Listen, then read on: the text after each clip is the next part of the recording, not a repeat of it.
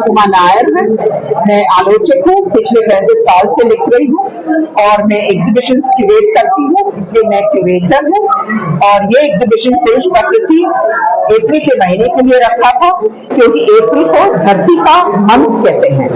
तो ये एग्जीबिशन में पेंटिंग्स है, इसमें ड्राइंग्स है, प्रिंट्स है और स्कल्पचर्स है। ये एग्जीबिशन का डेडिकेशन है हिम्मत शाह, जो गुजरात में लोथाल में जन्म हुआ, और हिम्मत शाह का देहांत मार्च 2 को हुआ। और ये एग्जीबिशन में ये अहमदाबाद के लोग को दिखाना चाहती हूँ कि हमारे देश में बहुत से आर्टिस्ट हैं जो मास्टर्स हैं, जो प्रसिद्ध नहीं हैं। और मैं ये भी दिखाना चाहती हूँ कि जब हम कला के काम कंपोज करते हैं, उसमें खूबसूरत भी होता है, अहमियत भी होता है, और हमें महसूस करने के लिए बहुत सी चीजें होते हैं। तो the most important thing is art is to create an experience for humans. मनुष्य और प्रकृति, ये है धरती का राज और धरती का संदेश। आपનું નામ? अरजान कंबाटा, स्कल्प्टर हूँ, 42 ईयर्स से काम कर रहा हूँ। प्रोफेशनली आर्किटेक्ट हूँ, पण ते ज्यादा करके मैं स्कल्पचर में ही डेल करता हूँ। એક એક્ઝિબિશનનું આયોજન છે, અલગ અલગ જાતની પેઇન્ટિંગનું આયોજન છે, શું કહેશો? હંમેશા છે ને મારું એટલું માનવાનું છે કે જેટલી જાસ્તી ચીજો, જાસ્તી મટીરિયલ તેનું જો એક્ઝિબિશન હોય તો બેટર, કારણ કે લોકોને માલમ પડે કે શું મટીરિયલમાંથી આર્ટ થઈ શકે છે.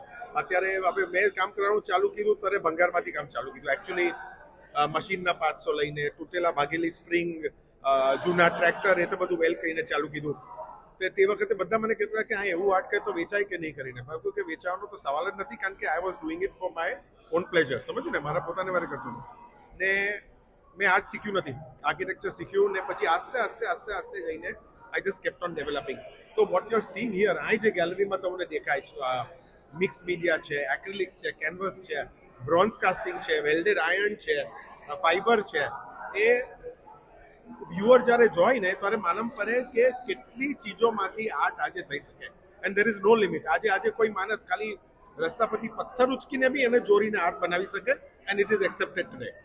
ઘણી બધી પેઇન્ટિંગ કંઈક મેસેજ થઈ જાય છે, તેમાંથી કોઈ એક પેઇન્ટિંગની વાત કરીએ તો મને સૌથી બેસ્ટ મને ગમે, જો હું પેઇન્ટિંગની વાત કરું તો આ એક મારા પંખવાલી છે તે મારી પેઇન્ટિંગ. તે બેઝિકલી મને વિંગ્સ હોય ને પાંખો, એ ટુ મી મને બહુ જાસ્તી મિનિંગ હોય, કારણ કે ઇટ સિમ્બલાઇઝિસ ફ્લાઇટ, સ્પિરિટ, ઉડવાનું, શું કહેવાય એને, lightness of the mind, everything, freedom, બધું એ સિગ્નિફાય કરે. તેથી that is one of my favourite paintings. પેલો માણસને પાંખ જોઈ તો એવું લાગે કે રિલેક્સ છે માણસ. પેઇન્ટિંગ બનાવવાનો કેટલો સમય લાગતો હોય છે ને એપ્રોક્સ કિંમત શું હોય છે નોર્મલી આપણે વાત કરીએ તો? કિંમત તો આર્ટિસ્ટના સિનિયોરિટીની ઉપર છે, પેઇન્ટિંગની ઉપર નહીં આવે. અત્યારે અનફોર્ચ્યુનેટલી તમે જોશો તો સપોઝિંગ આજે એક જસ્ટ આર્ટિસ્ટ ઇમર્જ થયેલો છે, ને એને એક પેઇન્ટિંગ બનાવેલું છે જેને એને બોલો 6 મહિના લાગેલા છે.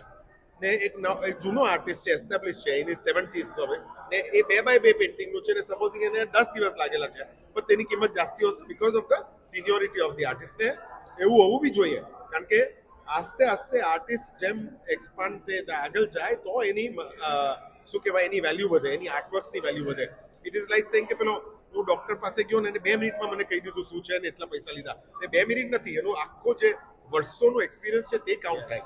તો તેને લીધે તો પ્રાઇસ એકદમ ઇમટીરિયલ છે. ને હું તો કહું કે જો આર્ટ લવર હોય તો પ્રાઇસ જોવા બી નહીં જોઈએ, એને જસ્ટ ખાલી આર્ટ જોવાનું ને એન્જોય ધ આર્ટ, ને જો કે શું છે તેમાં કરી. Thank you.